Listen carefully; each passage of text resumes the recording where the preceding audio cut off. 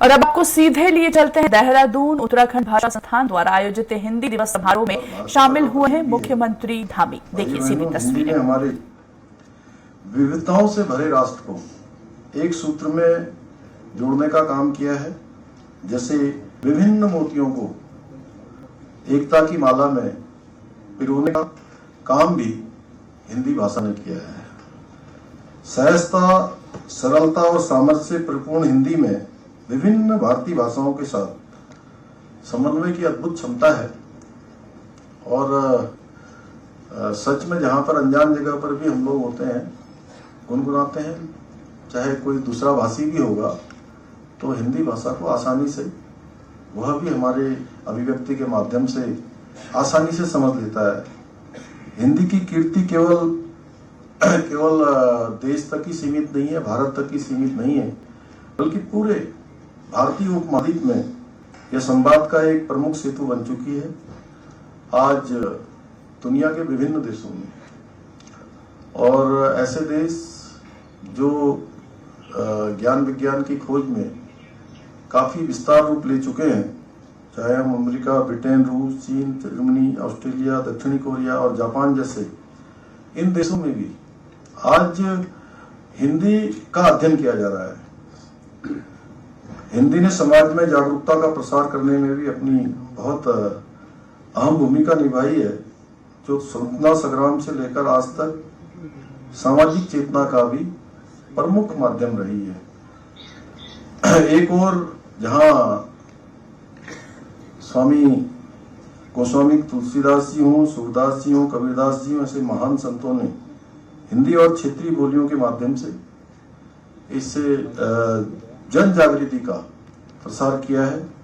वहीं चंद्रवरदाई जैसे महान कवियों ने अपनी रचनाओं में हिंदी का प्रयोग कर भारतीय इतिहास का अद्वितीय अध्याय लिखे हैं। स्वतंत्रता संग्राम के समय हिंदी संघर्ष और राष्ट्रीय एकता की भाषा बनी और देशवासियों को एक सूत्र में, एक मंच प्रदान करने में और संगठित करने में इसने बहुत ही अहम भूमिका निभाई। मुझे हर्ष है कि हमारी सरकार ने भी अनेक काम आज हिंदी भाषा के उत्थान के लिए, हिंदी भाषा के संवर्धन के लिए और पीढ़ी दर पीढ़ी हमारे नवोदित उदयमान आने वाले भविष्यों को भी विरासत आगे बढ़ाने का काम हो या पीढ़ी दर पीढ़ी बढ़ाने का काम हो, अनेक ऐसे प्रयास किए हैं। और डिजिटल प्लेटफॉर्म पर भी मजबूती से स्थापित करने के लिए कुछ महत्वपूर्ण कदम उठाए हैं। इस दिशा में उत्तराखंड भाषा संस्थान द्वारा हिंदी और अन्य भारतीय भाषाओं के संवर्धन के लिए जो भी प्रयास किए जा रहे हैं, जैसा अभी आदरणीय सुबोध उनियाल जी ने यहाँ पर बहुत विस्तार से उनके बारे में बताया, मैं उनकी सबकी प्रशंसा करता हूँ, बहुत इनको बधाई देता हूँ, शुभकामनाएं देता हूँ कि निश्चित रूप से आपने कई सारे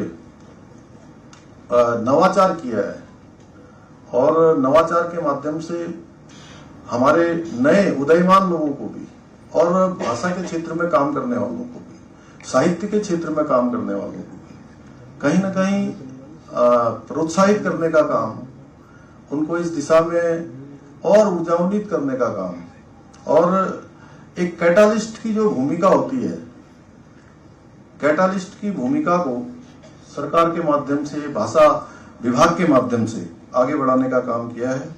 यह प्रयास हमारी जो भाषाई विविधता है और उनके विकास के प्रति जो हमारी प्रतिबद्धता है, उस प्रतिबद्धता को भी दर्शाते हैं। भाइयों बहनों, हमारी सरकार द्वारा भाषाओं और परंपराओं के प्रति समर्पण को प्रोत्साहित करने के लिए आप सबको पता होगा कि उत्तराखंड साहित्य गौरव सम्मान के तहत जो हमारे उत्कृष्ट साहित्यकार हैं, उन सभी को सम्मानित किया जाता है। और यहाँ पर मुझे ये भी बताया गया है कि उत्तराखंड भाषा संस्थान द्वारा विभिन्न भारतीय भाषाओं में ग्रंथ प्रकाशन के लिए वित्तीय सहायता योजना के तहत 17 हमारे साहित्यकारों को अनुदान प्रदान किया गया है। यह हमारे लेखकों के लिए भी एक प्रेरणा है, जो निश्चित रूप से साहित्यिक परिदृश्य को एक नई ऊर्जा प्रदान करेगा।